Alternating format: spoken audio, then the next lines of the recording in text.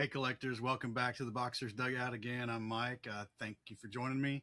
I know I'm slow on getting this content out, but I'm trying. I'm trying my best. Uh, First thing, this frame probably won't be permanent. It's just something I'm playing around with.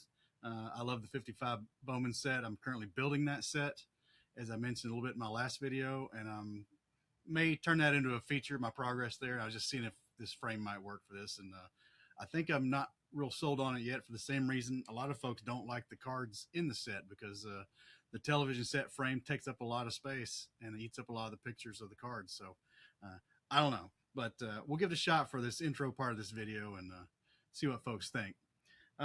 Since my May video, I've put out since my May video, I've gotten a lot of cards. I've been to several local shows, either in Cincinnati area or down here in Lexington. A lot of those things are just small pickups to fill out some of my player runs I was creating in my childhood collection. But I've got a couple of other projects going on that are new since my return to the hobby.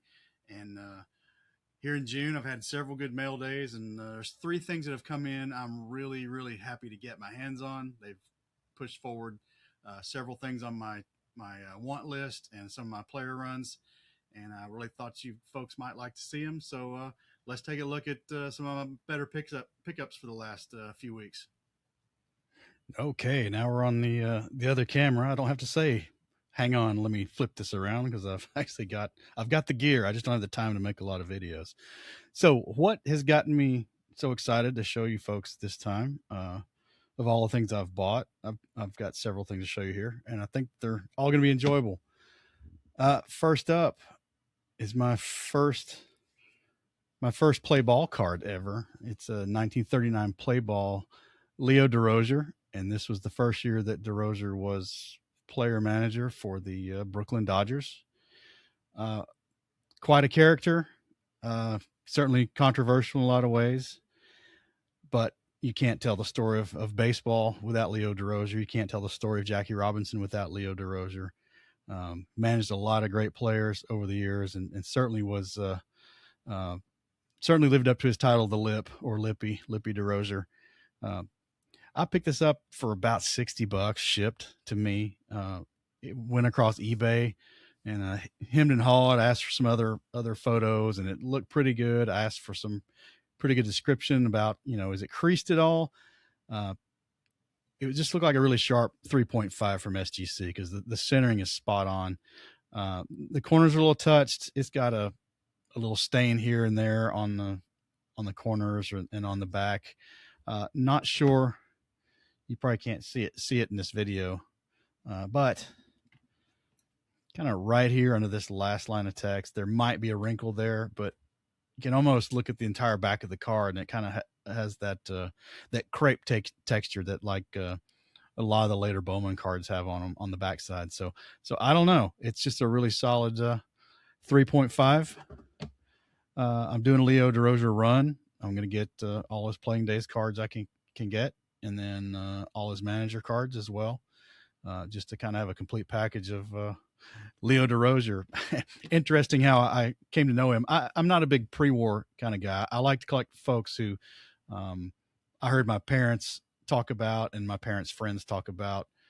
We used to sit around and watch baseball on vacation. We had a big troop that went on vacation, 3 or 4 families every year, and typically after a long day at the beach in the sun, golf, swimming, whatever, we'd all end up watching the Braves on TV late in the evening with the air conditioning turned way up, and just kind of get all drowsy and listen to the commentary and talk about baseball. And I just hear them talk about all these Golden Age players primarily. But for the pre-war, I got introduced to Leo Durocher through sitcom reruns, shows from the 60s.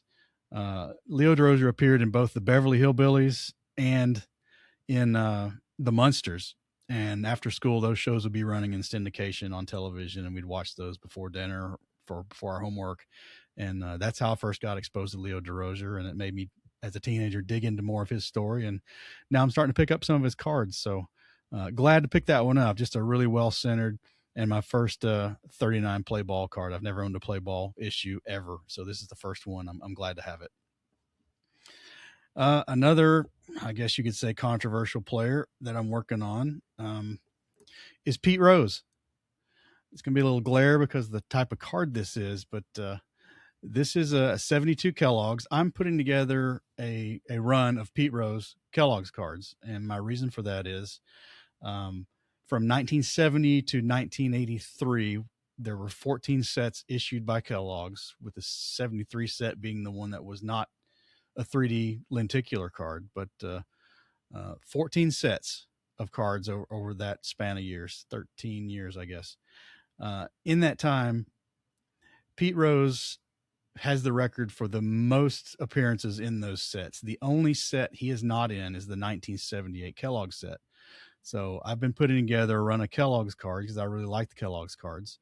And I chose Pete Rose. I like Pete Rose growing up. I know he's certainly got some controversy now with his gambling thing, and you know, since he's passed away, whether he's going to get into the Hall of Fame or not. But he's the hit king. What can you say? He was just a stalwart player for both the Reds and the Phillies.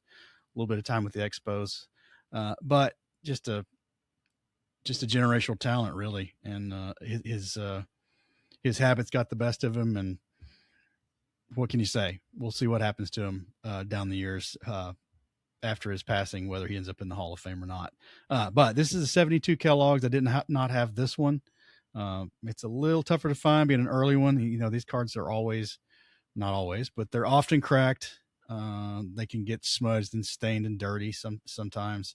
But this is a pretty good specimen of a 72 Pete Rose Kellogg's. I'm pretty happy with it. That was just an eBay pickup. I actually picked up a second card. This is the 71 Kellogg's Pete Rose, another really nice specimen. The 71 set's unique because it was the only set Kellogg's issued over those 14 years that you could not send away and get the entire set in one go. So the 71 set is typically harder to complete. And this card's kind of the cornerstone of a Pete Rose Kellogg's run.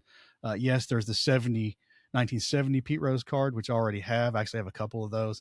It's actually easier to find than this one in good condition, in my opinion. So glad to get this 71 Pete Rose off my list. And I'm just about done with the run. I think I have 3 cards left, and they're all kind of late 70s, with the exception of the 78. Well, late 80s as well.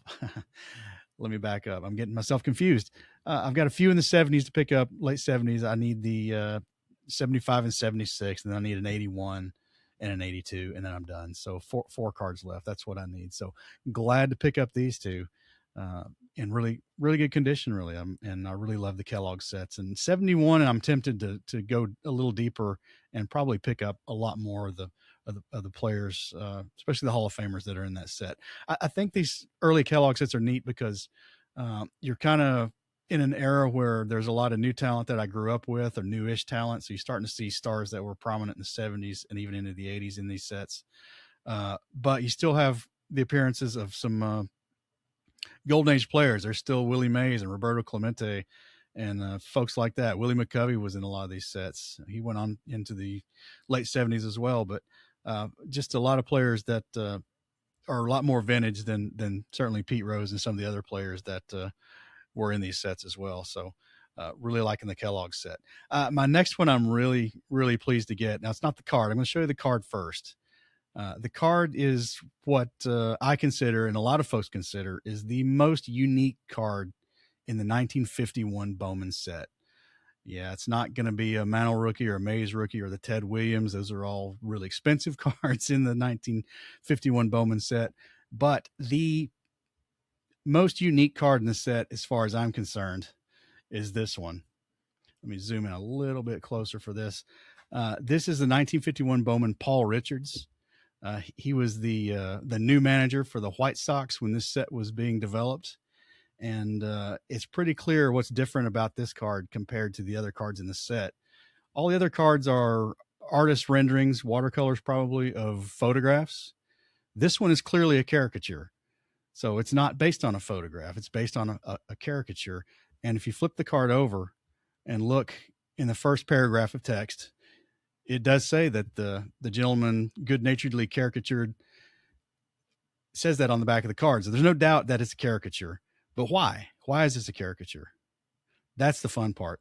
Um, they did not have a photograph of Paul Richards in a White Sox uniform, or I guess he did some minor league stuff before that, but they didn't have an image to use for the card.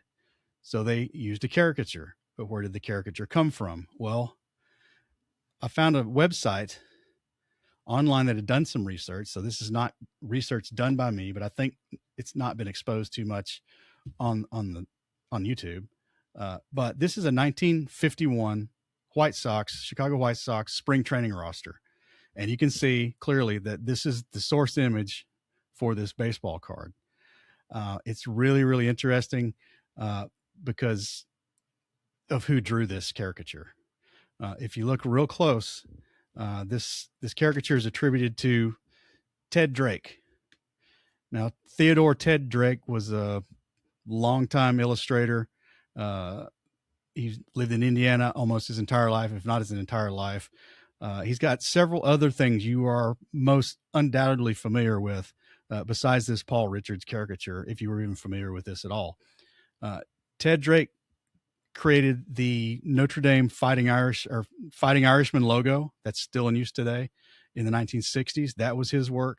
And he's also the creator of the Chicago Bulls logo, which has been unchanged since it was created in the 60s. So he's got a couple of iconic marketing logos to his credit. And as it happens to be, the 1951 Bowman Paul Richards card. So really interesting. I was been looking for this spring training roster for a long time. I've had the card for a while. It's not new, but the spring training roster came in the tranche of stuff I got here in the month of June. So that's it. I hope you like that stuff. I look forward to your comments about any of this, Kellogg's cards especially. Until then, folks, I'll probably have some new pickups, hopefully into July. We'll see. I'm not going to the Nationals or anything like that, but there's some shows. So hopefully I'll pick up a few new things between now and the end of July. Until then, everybody, please be nice to each other, even on the internet. Thank you.